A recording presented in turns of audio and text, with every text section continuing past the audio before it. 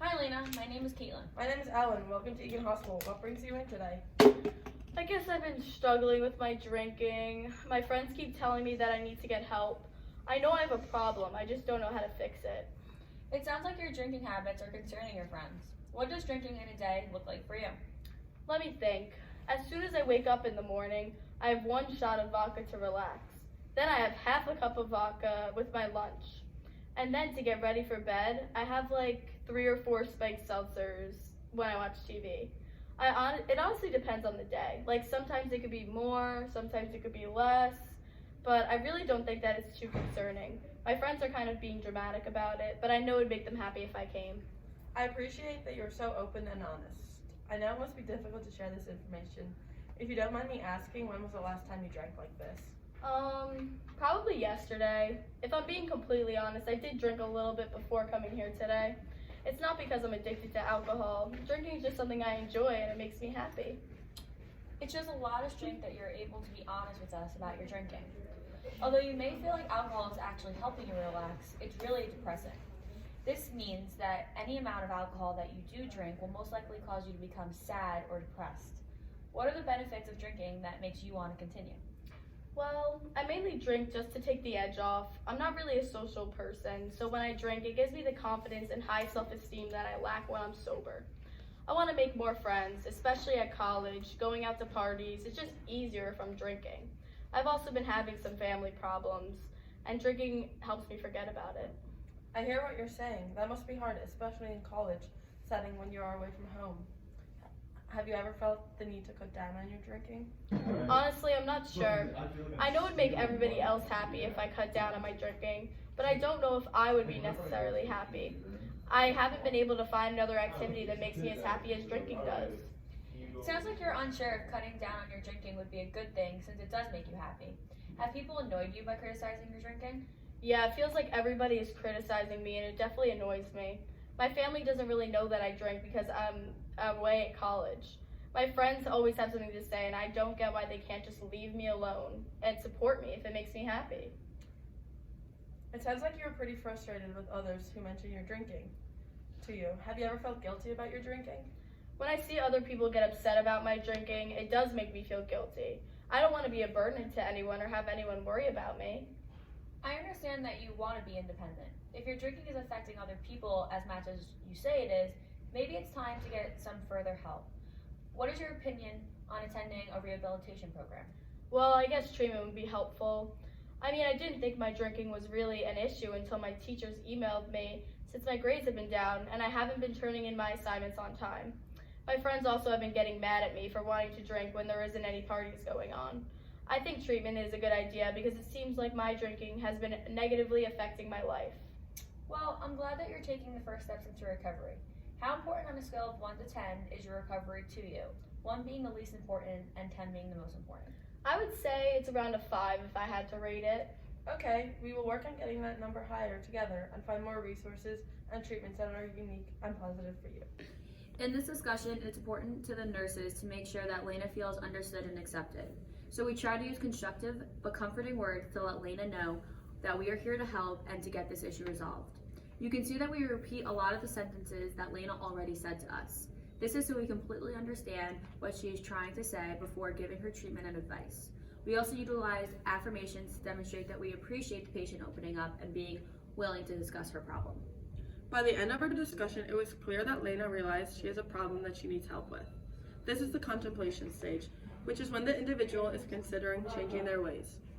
The plan for Lena is to continuously go to AA meetings and seek addiction counseling. The end goal for her is to cut out drinking alcoholic beverages daily and to stay sober for the future. One important thing that Lena will have to learn is what she is going to fill the void of drinking with. She could try taking up outdoor activities in which she could find some new friends, which will allow her to gain some new confidence. I'm Isabel. What brings you in today? I'm here because it's a part of my recovery program, but I honestly feel like I'm doing fine. Can you tell us more about how you're feeling in your recovery?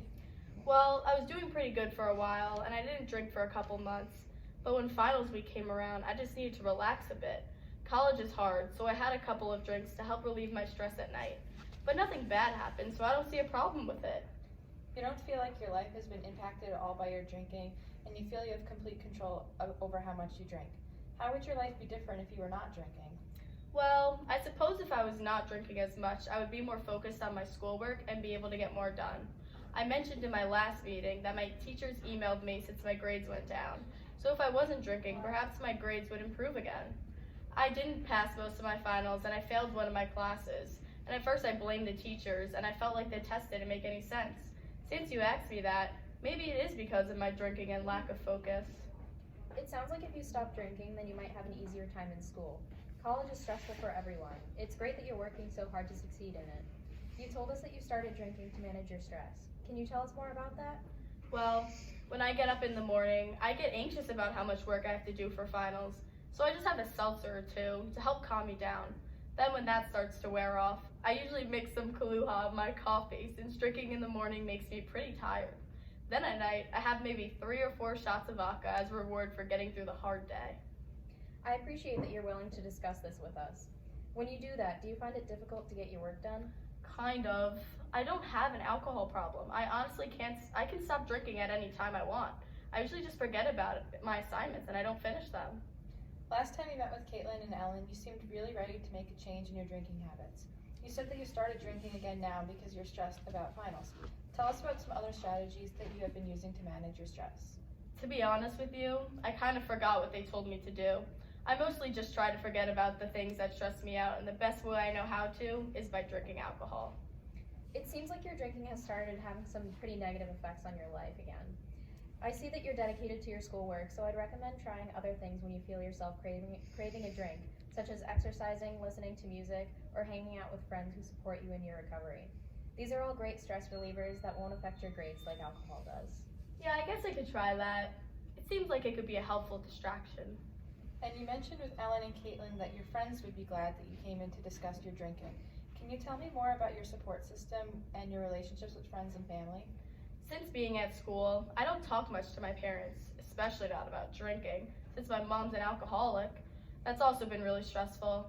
My friends are great though, except they have been saying that they are worried about me and how much I drink. I don't want them to feel that way. They are a good support system, but I feel too overwhelmed to talk about all my stressors, which is why I decide to drink.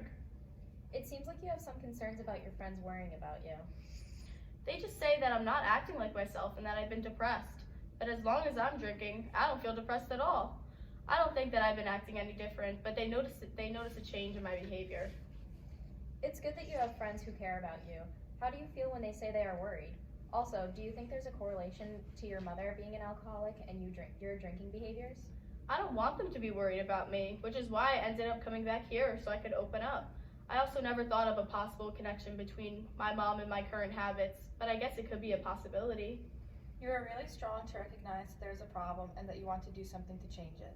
Before your next visit, we want you to try out some of the coping strategies that we discussed and let us know how they've impacted your life. Our goal is to get you back on track and sober as soon as possible so that alcohol does not keep negatively impacting your life. Perfect. That was good. One take. Lena has declined since her first interview, but she's still on track to make positive changes in her life. We tried to encourage her as much as possible to improve her confidence so that she feels like she has more control over her drinking. We offered some options to distract her from the urge to drink, which we hope will improve her grades.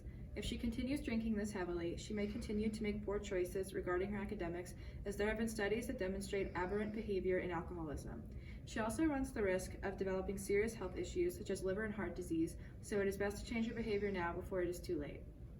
At the beginning of our discussion, it was clear that Lena did not think that she needed to make a change in her alcohol consumption because she did not see the negative impact it had on her life. Before this discussion, she was in the maintenance and relapse phase, and during the interview, she was in the pre-contemplation phase. Throughout the discussion, Lena shared that alcoholism runs in her family. This was important to address since there is a genetic component to alcoholism, as it can be spread among a large number of variants in many genes. By rephrasing this aspect of the interview, Lena was able to reflect on her actions and make connections with her family history. We thought that it was best to take a non-judgmental approach and offer her some more positive coping strategies that she could use to manage her stress levels as a college student.